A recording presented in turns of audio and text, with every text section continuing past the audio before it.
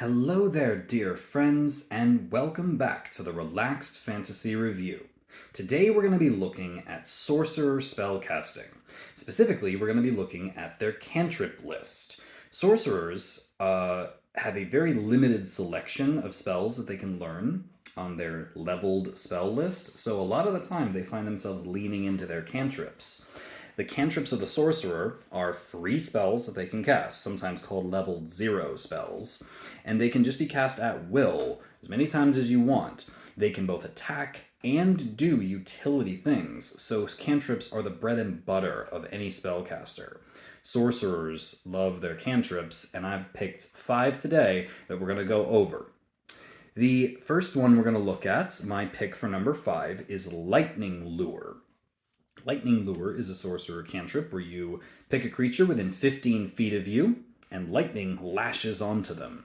They make a strength saving throw, and if they fail it, they are dragged 10 feet towards you and take 1d8 lightning damage when they get within 5 feet of you.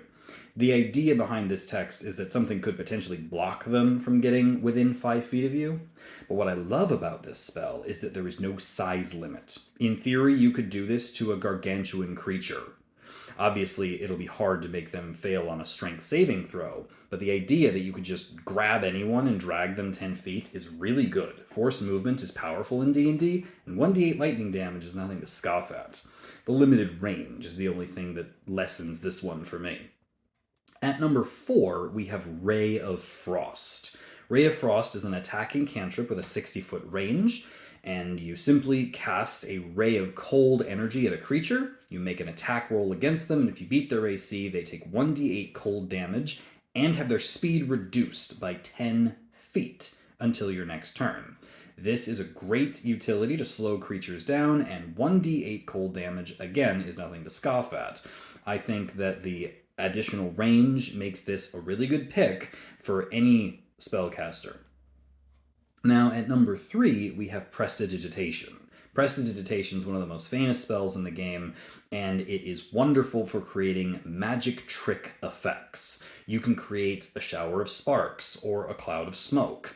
You can create sounds that resemble other sounds in certain areas. You can light candles, you can color or flavor things, or even warm or chill things. And you can even create tiny objects that appear out of nowhere for a few seconds before disappearing again. Prestidigitation is a really versatile spell and is one of the classics, and I say that it is about 3rd on the top 5 for sorcerers. Coming in at number 2, the most popular attacking cantrip for sorcerers, Firebolt. Firebolt is a tiny little fire mote, or bullet, that you fire at a range of 120 feet. It's a phenomenally ranged spell, and it does a lot of damage, 1d10. You make a ranged spell attack, and if you beat the AC, you do the damage. This spell doesn't have any additional effects, except that if you hit something that isn't being worn or carried, you can set it on fire, because it's a fire spell. It is one of the best attacking cantrips in the game, and is a classic for the sorcerer. Beaten out only by spell number 1, Minor Illusion. Minor Illusion is a great spell. Minor Illusion allows you to create static images of objects that fit within a 5-foot cube, or sounds. The spell has a range of 30 feet, and it allows you to create realistic-looking things. They look like holograms, except that if you don't know it's an illusion, they look like real objects. These static images you can hide inside of, hide behind, or trick people into thinking they're real. They can't be moving images, but the creature has to either touch it, because they'll pass right through it since it's an illusion, or make an investigation check to figure out that it isn't real. And until then, they can't see through it. That basically provides you with total cover, or a good hiding spot. Minor Illusion is one of the best utility spells in the whole game, and any sorcerer should take Minor Illusion. It's fantastic. This has been the Relaxed Fantasy Review. If you enjoyed the video, please like and subscribe down below, and keep your eyes peeled for more magic reviews coming down the line soon. Have a good one, my friends.